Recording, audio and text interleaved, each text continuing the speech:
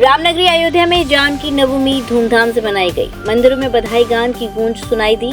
सभी मठ मंदिरों में माता जानकी जन्मोत्सव धूमधाम से मनाकर और अनुष्ठान के साथ भंडारे का भी आयोजन किया गया, जिसमें मंदिरों से संत महंतों और भक्तगणों ने प्रसाद ग्रहण किया।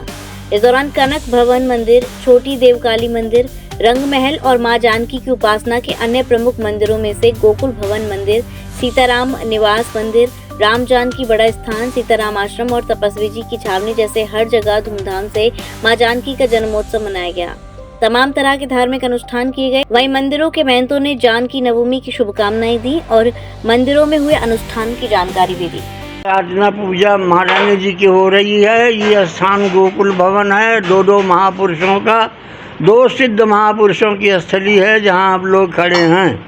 और क्या कार्यक्रम हुआ है? कार्यक्रम हुआ है, कीर्तन भजन हुआ, उसके बाद महारानी जी का वो आरती पूजा, वो फिर प्रसाद वितरण जो आप लोग पा रहे हो वो सब हुआ है। जन्मोत्सव पर यही कहेंगे कि प्रतिवर्ष बड़ा आनंद लेकर के आता है। कृष्ण भगवान का आधी रात में होता है, राम जी का 12 बजे, महारानी जी का 12 बजे। क्या नाम है महाराज? परशुराम दास।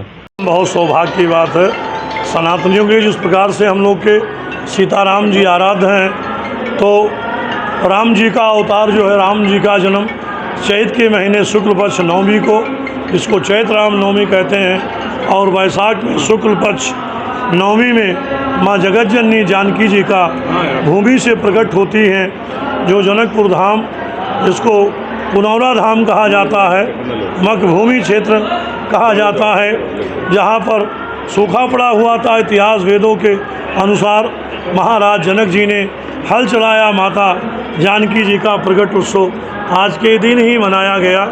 तो जनकपुर से लेकर के अयोध्या तक ऐसा खुशियों का बौछार छाया हुआ है कि अयोध्या में भी हर जगह मठ और मंदिरों में परम पूज्य साधु संतों ने, अयोध्या के तीर्थ पुरोहितों ने इस उत्साह और ऐसे परमात्मा के आगमन की तैयारियों में फूलों की वर्षा, झूले झांकी सजाए गए हैं। विशेष भव्य रूप से माता जगत जननी जानकी जी का जन्म उपरांत आरती उतारा गया और विशेष भोजन प्रसाद का भी व्यवस्था रखा गया, क्योंकि परमात्मा के आगमन से शिव विवाह के उपरांत में जो है आहारी नहीं होता है, फलाहार का भी सेवा चलता है। तो आज जानकी नवमी के उपरांत में फलाहार का विशेष रूप से प्रसाद वितरण हुआ। और जी, जो इस प्रकार से भगवान के कार्य में सम्मिलित होते हैं, उनका सकल मनोरथ पूर्ति होता है, मोक्ष की प्राप्ति होता है।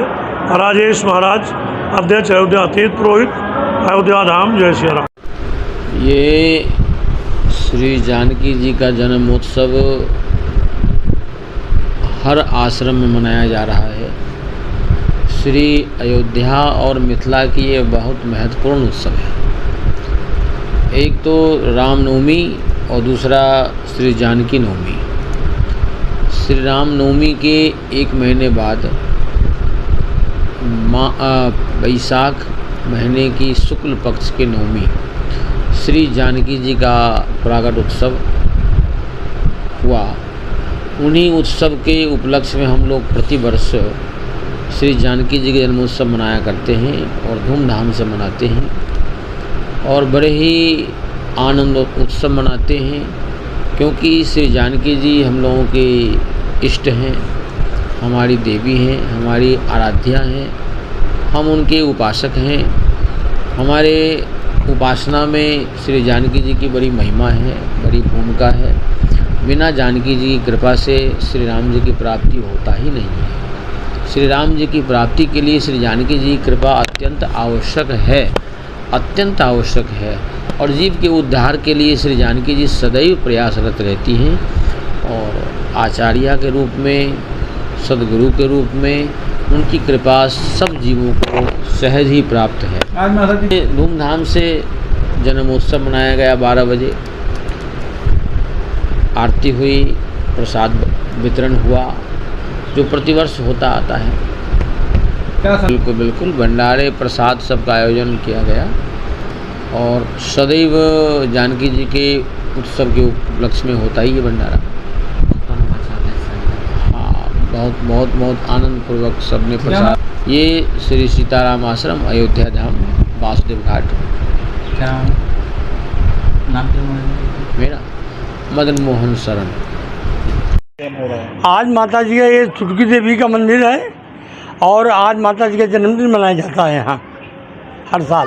क्या क्या कार्यक्रम होता मंदिर में कल हमारे ये मतलब एक दिन पहले अखंड रामायण बैठ जाती है और उसके बाद आज से रामायण खत्म हुई है। अब उसके बाद कन्या हवन होगा, उसके बाद कन्या पूजन होगा, उसके बाद तब भंडारे कार्यक्रम। जानकी के सम्मिलित तो हमारे ये एरिया के अयोध्या फैयाद के वो काफ़ी सम्मानित लोग भी सम्मिलित। क्या कहेंगे? तो सब मतलब बढ़िया, मतलब माता जी का आशीर्वाद सबको पे बना रहा है और सब खुशहाल रहा है। क्या नाम आपका? कौन सा मंदिर है? ये चुटकी देवी मंदिर है। मतलब ये भगवान राम के टाइम का मंदिर है। जब भगवान राम पैदा हुए थे सारे देवी देवता आए थे तो माता जी भी आई थी, तो माता जी भगवान राम को चुटकी बजा के खिलाती थी, तो इनका नाम चुटकी देवी पड़ा। जब ये भगवान श्री राम जाने लगे हैं तो इनको स्थान देके गए चुटकी देवी का, ये पत्थर लगा चुटकी देवी नाम से। और बाद में ये माता जी सुंदरी भवानी नाम से प्रसिद्ध हुई। क्या नाम आपका?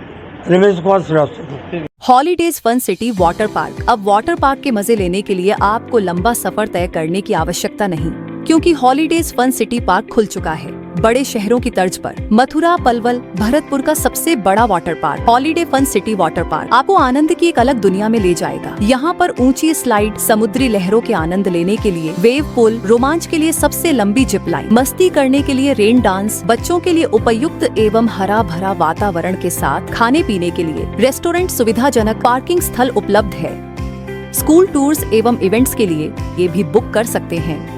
इस गर्मी में पानी की रोमांचक दुनिया में तो आज ही अपने holidays fun city water park में पधारे एवं आनंद लें। हमारा पता है holidays fun city water park, national highway Barsana चौराहा के पास।